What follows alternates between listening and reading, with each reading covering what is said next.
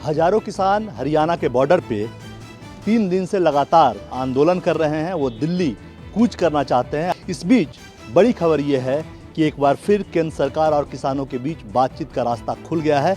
आज केंद्र सरकार के 3 मंत्री, कृषि मंत्री अर्जुन मुंडा, केंद्रीय मंत्री पीयूष गोयल और नित्यानंद राय दिल्ली से चार्टर्ड प्लेन के जरिए चंडीगढ़ पहुंचेंगे और वहां किसान संगठनों के साथ बातचीत करेंगे। हालांकि इससे पहले भी 2 दौर की बातचीत या आंदोलन शुरू होने से पहले हो चुकी है, लेकिन दोनों दौर की बातचीत फेल रही। केंद्र सरकार का कहना था कि कई सारे ऐसे मुद्दे हैं, जटिल मुद्दे हैं, जिन पे समय लगता है कोई भी अंतिम फैसला लेने में। कृषि मंत्रालय से जो चिट्ठी भेजी गई है किसान संगठनों को, उसमें लिखा गया है कि सरकार चाहती है कि मामले का हल निकले, सौहार्दपूर्ण वातावरण में बात हो। सूत्र बताते हैं कि केंद्र सरकार की टॉप लीडरशिप ने ये जो वार्ताकार नियुक्त हुए हैं उनको ये साफ साफ मैंडेट दिया है कि किसी भी तरह से बातचीत करके किसानों को समझा के मामले का हल निकाले, यानी ये जो आंदोलन है वो जल्द से जल्द खत्म करवाएं। कैमरामैन राणा अविनाश के साथ कुमार गौरव, न्यूज़ 24 दिल्ली। पंजाब और हरियाणा बॉर्डर पर जिस तरह से चाहे वो शंभू हो या फिर खनौरी बॉर्डर पर किसान लगातार ही 3 दिन से हरियाणा पुलिस के साथ दिल्ली जाने के लिए संघर्ष करते हुए आ रहे हैं। और यही कारण है कि बेतहाशा तौर पर पंजाब के किसानों के ऊपर आंसू गैस के गोले और रबड़ की गोलियों का प्रयोग किया जा रहा है। और इन्हीं किसानों की मदद के लिए अब पंजाब के अलग अलग किसान संगठन भी आगे आने शुरू हो चुके हैं। और इसी के चलते ही किसान यूनियन एकता उग्राहां द्वारा भी पंजाब का रेलवे ट्रैक पूरी तरह से जाम कर दिया गया है। राजपुरा रेलवे स्टेशन के ऊपर भी रेल जाम किया गया है। फिलहाल जो रेल जाम है वो पूरी तरह से सफल बताया जा रहा है, ऐसा दावा भी किया जा रहा है। और वहीं पर एक चेतावनी भी दी गई है कि यदि केंद्र सरकार ने उनकी मांगे ना मानी तो आने वाले समय के लिए जो पंजाब की अलग अलग किसान यूनियनें हैं वो इकट्ठा होकर संघर्ष को और तेज कर सकती हैं। कैमरामैन गंभीर सिंह राणा के साथ विशाल इंग्लिश न्यूज़ 24 राजपुरा पंजाब। अपनी मांगों को लेकर पंजाब में बैठे किसान दिल्ली कूच न कर सके, उसके लिए पंजाब से लेकर दिल्ली तक पूरे व्यापक इंतजाम किए गए हैं। हालांकि आज तीसरा दिन है और सिंधु बॉर्डर की ये तस्वीरें हैं जो दिल्ली हरियाणा की सीमा है। यहाँ से लेकर के शंभू बॉर्डर तक का करीब 200-250 किलोमीटर का रास्ता है और वहाँ से कोई भी प्रदर्शनकारी या किसान संगठन यहाँ तक नहीं आ सकते। हालांकि शाम को 5 बजे केंद्रीय मंत्रियों का दल किसान नेताओं से मुलाकात कर बातचीत करेगा। और सबसे बड़ी चुनौती और समस्या इसी बात की है कि अगर सहमति नहीं बनती है और शंभू बॉर्डर से यानी कि पंजाब से वो दिल्ली की तरफ जो उनका नारा है कि दिल्ली चलो, अगर उसमें वो निकलने की कोशिश करते हैं तो स्थिति क्या होगी। तमाम राजनीतिक दल की नज़र है, पुलिस प्रशासन की नज़र है, किसान नेताओं की नज़र है कि आखिर वो उस घड़ी में सिचुएशन किस तरीके से होगी। सबकी उसी पर नज़र है कि अगर बात नहीं बनती है और अपनी मांगों पर अड़े रहते हैं तो हालात किस तरीके से होंगे।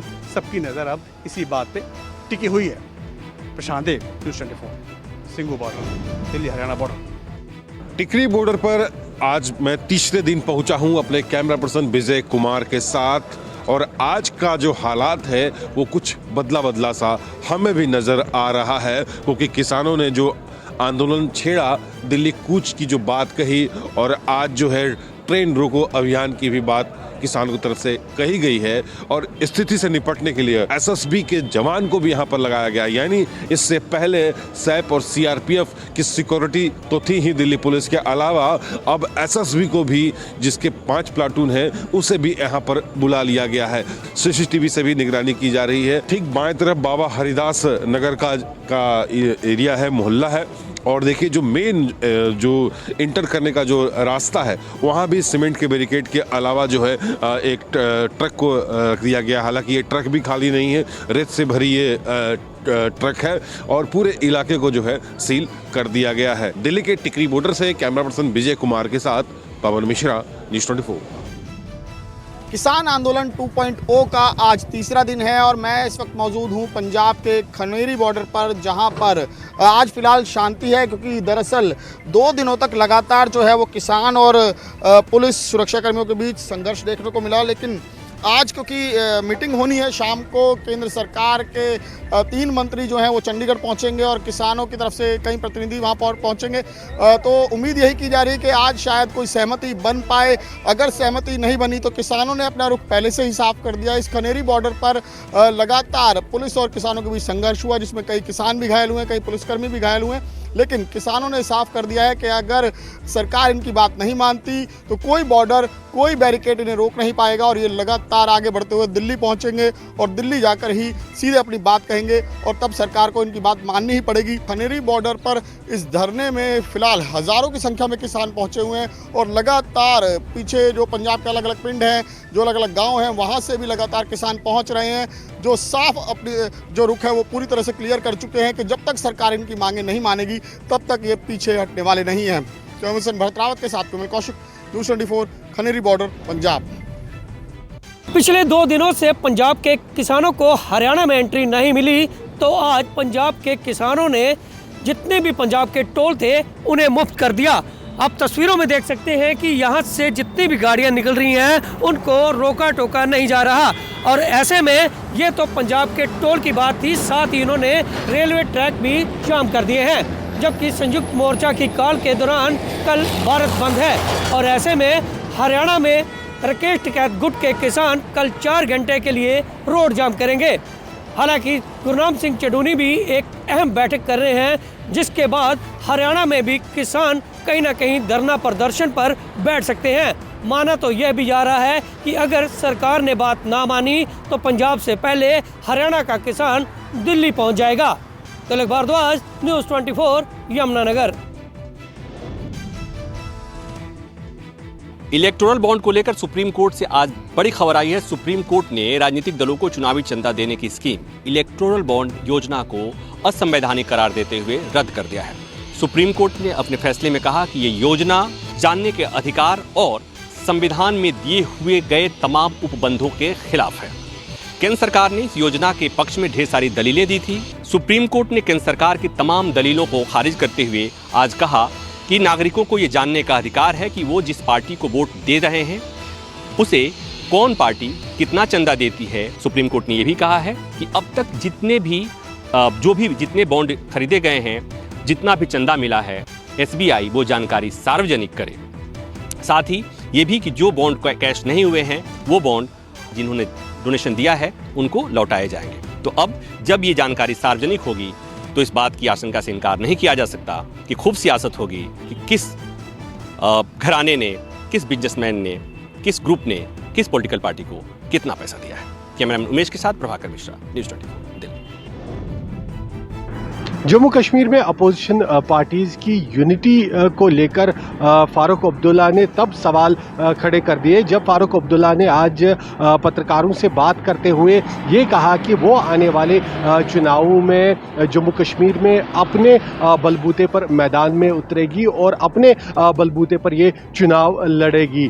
फारूक अब्दुल्ला ने इसके बाद इस पूरे मुद्दे पर कोई भी सवाल लेने से इनकार कर दिया और ये साफ हो गया कि जम्मू कश्मीर में जो सीट शेयरिंग को लेकर अपोजिशन में बातचीत हो रही थी वो शायद उसमें कोई बात नहीं बनी है और यही कारण है कि नेशनल कॉन्फ्रेंस ने जम्मू कश्मीर में होने वाले लोकसभा और विधानसभा चुनावों में अकेले लड़ने का फैसला कर लिया है। फारूक अब्दुल्ला ने ये साफ कर दिया कि नेशनल कॉन्फ्रेंस इन चुनावों में यहाँ जम्मू कश्मीर में अकेले अपने दम पर हिस्सा लेगी और इसके साथ ही अब जो जम्मू कश्मीर में अपोजिशन पार्टीज की यूनिटी है उस पर बड़े सवाल खड़े हो गए हैं। कैमरामैन मुजीब रशीद के साथ आसिफ साहब, श्रीनगर, न्यूज़ 24। उत्तर प्रदेश में बीजेपी ने राज्यसभा चुनाव के लिए अपना 8वां उम्मीदवार चुनावी मैदान में उतारकर पूरे चुनाव को पूरी तरह से उलझा दिया है। दरअसल उत्तर प्रदेश में संख्या बल के हिसाब से एक राज्यसभा की सीट जीतने के लिए कुल 37 विधायकों के मतों की आवश्यकता है। बीजेपी के पास 252 विधायक हैं, उसके सहयोगी दल अपना दल एस के पास 13 विधायक, लोकदल के पास 9 विधायक, ओम प्रकाश राजभर के 6 विधायक और निषाद पार्टी के भी कुल 6 विधायक हैं। इसके अलावा जनसत्ता दल के 2 विधायकों को और जोड़ लिया जाए तो भी कुल विधायकों की संख्या 288 होती है और जीतने के लिए कुल 296 विधायकों की जरूरत पड़ेगी। फिर भी 8 विधायक कम पड़ेंगे। ऐसे में बीजेपी के लिए भी ये चुनाव चुनौती चुनौती भरा है। हालांकि बीजेपी की तरफ से इस बात का दावा किया जा रहा है कि वो राज्यसभा के चुनाव में अपना 8वां उम्मीदवार भी जितवा लेगी, लेकिन ये कैसे होगा, ये सवाल अभी भी बना हुआ है। कैमरा पर्सन धर्मेंद्र साहू के साथ अशोक तिवारी, लखनऊ, न्यूज़ 24। आज राज्यसभा के लिए मनोज झा और संजय यादव ने अपना पर्चा दाखिल किया।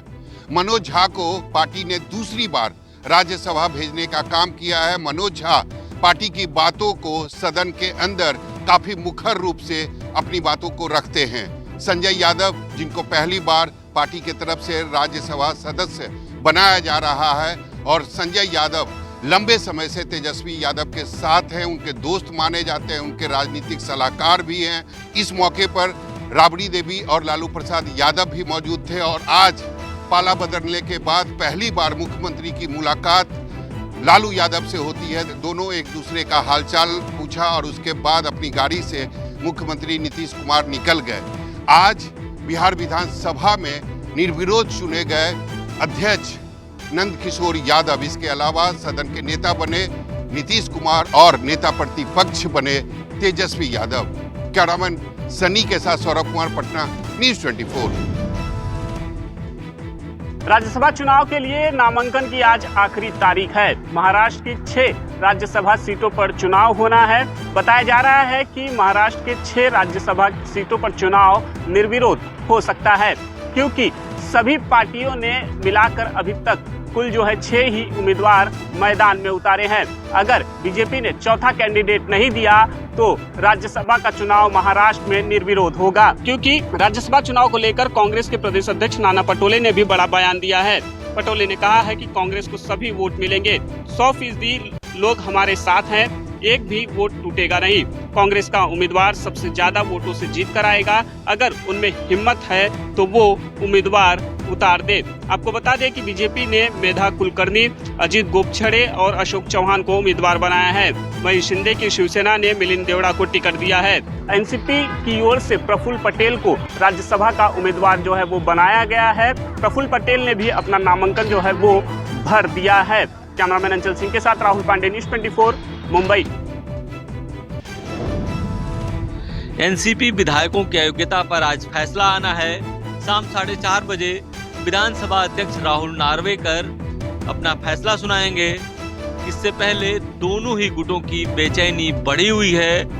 दोनों ही गुट यानी शरद पवार गुट और अजित पवार गुट बेसब्री से इस फैसले का इंतजार कर रहा है। अगर इस समय इस फैसले पर सभी की निगाहें टिकी हुई हैं, क्योंकि इससे पहले चुनाव आयोग ने जो फैसला दिया था वो शरद पवार गुट के खिलाफ गया था, और पार्टी का जो नाम है और सिंबल है वो अजित पवार गुट को मिल गया था। हालांकि इस फैसले को शरद पवार गुट ने सुप्रीम कोर्ट में चुनौती दी है, इसलिए आज के फैसले पर सभी की निगाहें टिकी हुई हैं। जो भी फैसला आएगा, जिसके खिलाफ आएगा, वो सुप्रीम कोर्ट जा सकता है। एक बात ये भी है कि दोनों गुटों में से किसी भी गुट ने एक दूसरे के खिलाफ व्हिप जारी नहीं किया था। ऐसे में देखना ये होगा कि विधानसभा अध्यक्ष किस आधार पर फैसला लेते हैं। कैमरा अंचल के साथ इंद्रजीत सिंह, न्यूज़ 24, मुंबई। यूपी के अमेठी से बीजेपी सांसद स्मृति ईरानी ने अपना किया हुआ वादा पूरा किया। अमेठी में घर बनकर तैयार। केंद्रीय मंत्री स्मृति ईरानी 2019 के लोकसभा चुनाव के दौरान चुनाव प्रचार करते हुए अमेठी की जनता से वादा किया था कि चुनाव जीतने के बाद वो अमेठी में अपना घर बनवाएंगी, जिससे आम जनता को अपने सांसद से मिलने के लिए कठिनाइयों का सामना न करना पड़े। चुनाव जीतने के बाद स्मृति ईरानी ने जनपद मुख्यालय गौरीगंज तहसील क्षेत्र के मेदन मवई ग्राम सभा में जमीन खरीदकर निर्माण कार्य शुरू करवाया, जो लगभग पूरा हो चुका है। आगामी 2024 के लोकसभा चुनाव भी होने हैं। इस लोकसभा चुनाव से पूर्व अमेठी की जनता के लिए किए गए वादे को पूरा करते हुए अपने निजी आवास से गृह प्रवेश कर यहीं से आगामी 2024 के लोकसभा चुनाव का संचालन केंद्रीय मंत्री स्मृति ईरानी के द्वारा किया जाएगा। गृह प्रवेश की तैयारियां भी जोरों पर हैं। आपको बता दें 22 फरवरी को सांसद स्मृति ईरानी इस नए घर में गृह प्रवेश करेंगी। इस घर की खास बात यह है कि घर की बाहरी सभी दीवारों पर प्रभु श्री राम, राम मंदिर और हनुमान जी की चित्र को दर्शाया गया है। राम मंदिर को लेकर बन रहे माहौल के बीच सपा सुप्रीमो अखिलेश यादव का नया दांव सामने आया है। खबर है कि लोकसभा चुनाव से पहले ही इटावा में बन रहे केदारेश्वर महादेव मंदिर में प्राण प्रतिष्ठा की तैयारी में जुट गए हैं अखिलेश यादव। दरअसल अयोध्या में भगवान रामलला की प्राण प्रतिष्ठा के बाद से ही बीजेपी उसे बड़ी उपलब्धि के तौर पर पेश कर रही है। खुद अखिलेश यादव ने भी इसका असर महसूस किया है। ऐसे में पार्टी सूत्रों का दावा है कि लोकसभा चुनाव से पहले अखिलेश यादव इटावा में केदारेश्वर मंदिर में प्राण प्रतिष्ठा करवाना चाहते हैं। इसके जरिए अखिलेश अपने वोट बैंक में ये संदेश देने की कोशिश भी करेंगे कि वो मंदिरों के विरोध में नहीं है, उनकी आस्था सनातन में कम नहीं है। अखिलेश यादव ने अभी हाल ही में भगवान शालिग्राम की शिला का पूजन भी पत्नी समेत किया था। ऐसे में माना जा रहा है कि लोकसभा चुनाव से पहले अपने इस नए सियासी दांव के जरिए अखिलेश यादव बीजेपी की धार को काफी हद तक कुंद कर सकते हैं। कैमरा पर्सन धर्मेंद्र कुमार साहू के साथ मानस श्रीवास्तव, लखनऊ, न्यूज़ 24।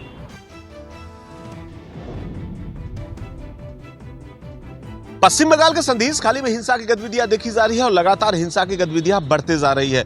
वहीं पे जगह जगह पे 144 धारा लगा दिया गया है और बीजेपी का आरोप है कि जो बीजेपी के नेता है बिना वजह से उनको पकड़ा जा रहा है, उनकी गिरफ्तारी किया जा रहा है। तो वही महिलाएं साफ तौर पे आरोप लगा रही है कि उनके साथ में शोषण किया जा रहा है और उनकी जो जमीन है जफरन शाहजहां शेख और उसके करीबियों ने हथिया रखा है। इसको लेकर पश्चिम बंगाल के जो बीजेपी के प्रदेश अध्यक्ष है सुकांतो मजूमदार गए थे, बीच रास्ते में उनकी तबीयत बिगड़ गई और वो हॉस्पिटल में भर्ती है। और अब शुभेंदु अधिकारी का आज संदेश खाली का दौरा और बीजेपी तमाम जो कह सकते हैं कि पश्चिम बंगाल में जो एसपी ऑफिस है, कमिश्नर ऑफिस है, उनका घेराव किया है और लगातार बीजेपी के लोग सड़कों पर उतर रखे हैं और विरोध कर रहे हैं। उनका साफ तौर पर कहना है कि संदेश खाली में जिस तरह से महिलाओं के ऊपर में अत्याचार किया जा रहा है, महिलाओं का शोषण किया जा रहा है, ये कतई बर्दाश्त नहीं किया जाएगा। इसको लेकर आज बीजेपी पूरे पश्चिम बंगाल में विरोध प्रदर्शन कर रही है और लगातार उनका कहना है कि ऐसे ही हमारा धरना प्रदर्शन चलता रहेगा। कैमरामैन पंकज के साथ मनोज पांडे, न्यूज़ 24, कोलकाता।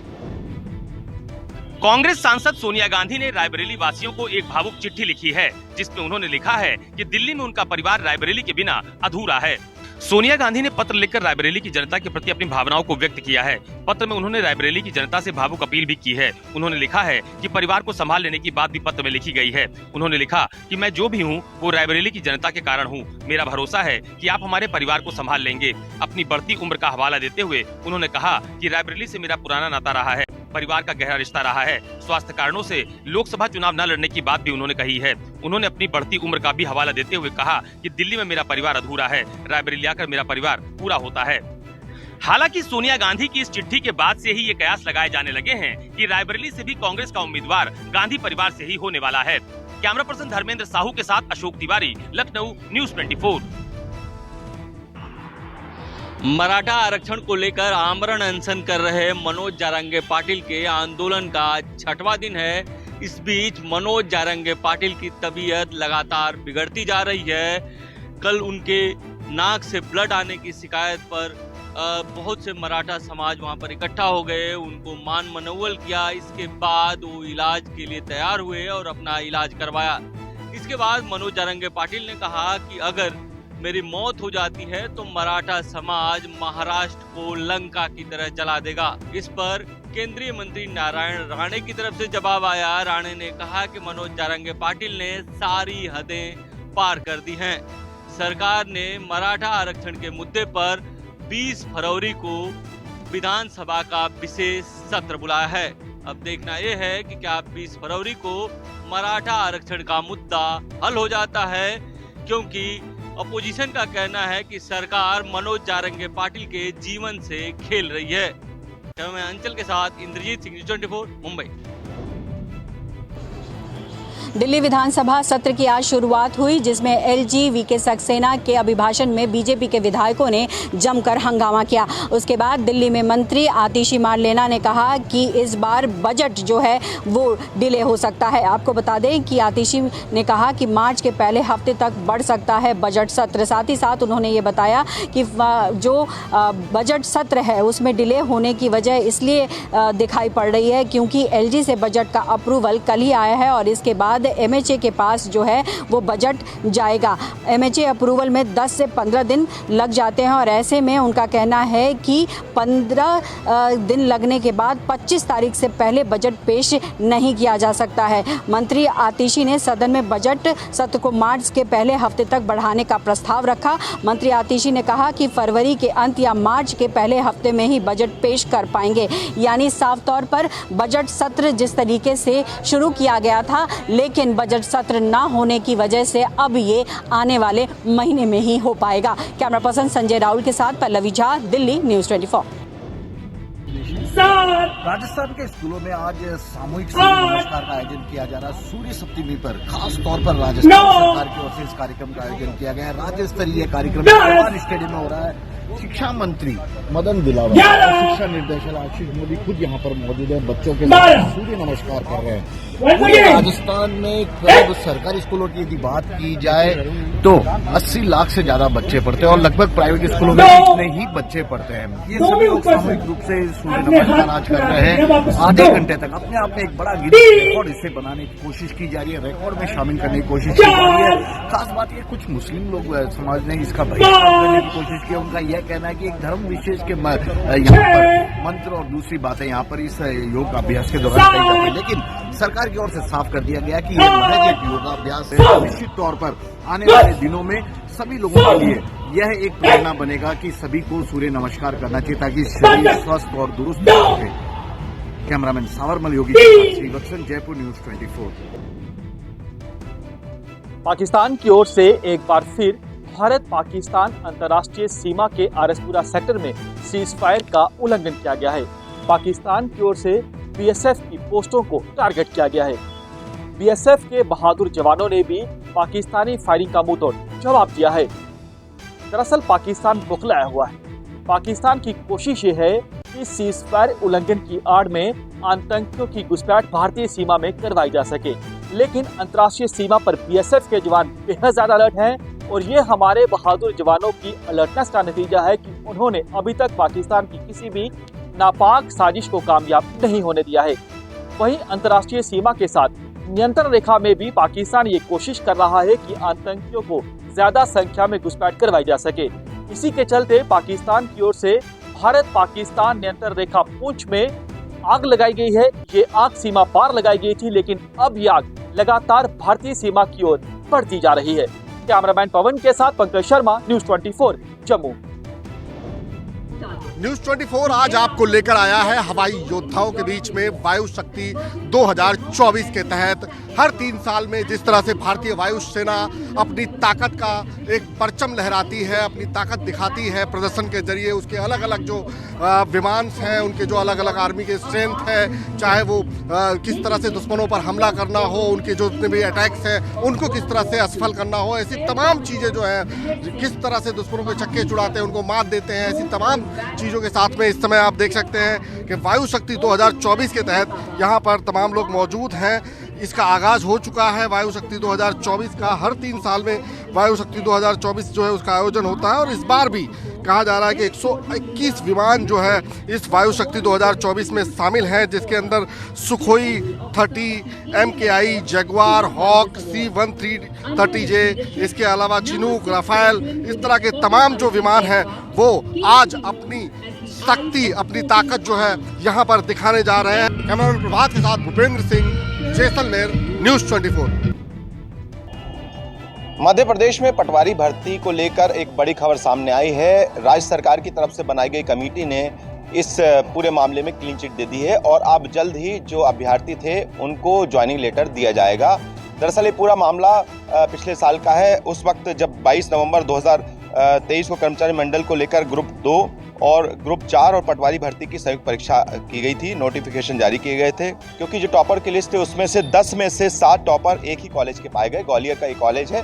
यहाँ से कांग्रेस ने हंगामा शुरू किया और कांग्रेस ने सवाल खड़े किए कि पटवारी भर्ती की परीक्षा में बड़ी धांधली हुई है, गड़बड़ी हुई है। और इसको लेकर काफी विवाद के बाद शिवराज सिंह चौहान जो कि तत्कालीन मुख्यमंत्री थे, उन्होंने इस मामले में एक जांच कमेटी बनाई और जांच कमेटी इस पूरे मामले में जांच जो इसकी रिपोर्ट सामने आई और अब इस रिपोर्ट सामने आने के बाद अब ये साफ कर दिया है कि जो पूरा मामला था जिसको लेकर विवाद था पटवारी भर्ती परीक्षा का, वो दरअसल उसको लेकर अब क्लीन चिट दे दी गई है और अब जल्द ही जो पटवारी हैं उनको अब जल्द ही ज्वाइनिंग लेटर दे दिए जाएंगे। कैमरा पर्सन कमलेश व्यास के साथ विपिन श्रीवास्तव, न्यूज 24 मध्य प्रदेश।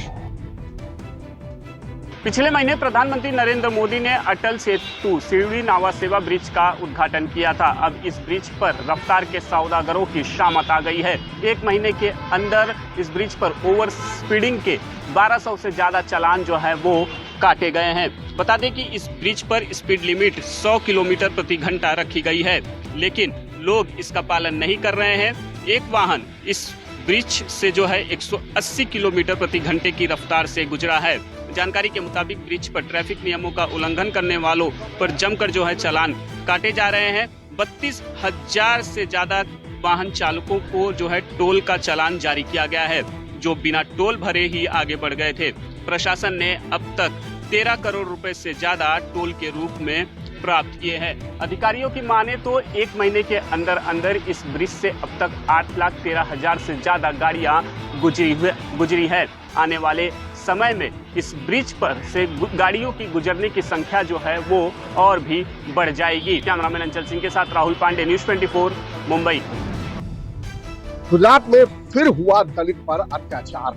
दलित उत्पीड़न का ये हैरान कर देने वाला मामला राज्य की राजधानी गांधीनगर के चनासड़ा गांव में सामने आया है, जहां पर कुछ असामाजिक तत्वों ने एक दलित युवक के दूल्हा बनने और घोड़ी चढ़ने और डीजे बजाने पर एतराज जताते हुए घोड़ी और डीजे वाले को भगा दिया और दूल्हे के साथ बदतमीजी की। दबंग युवकों ने पहले तो दलित दूल्हे को घोड़ी से उतारा, उसके बाद दबंगों ने डीजे भी बंद करवा दिया, दूल्हे को एक थप्पड़ भी मारा, साथ ही गाली गलौज कर और जातिवादी टिप्पणियों के साथ घोड़े और डीजे वाले को दबंगों ने खदेड़ दिया। इस मामले का वीडियो भी सामने आया है। पुलिस ने 4 युवकों के खिलाफ शिकायत भी दर्ज की है। पुलिस के अनुसार घटना के वीडियो के आधार पर जांच की जा रही है और आरोपियों के खिलाफ कानून के तहत कार्रवाई की जाएगी।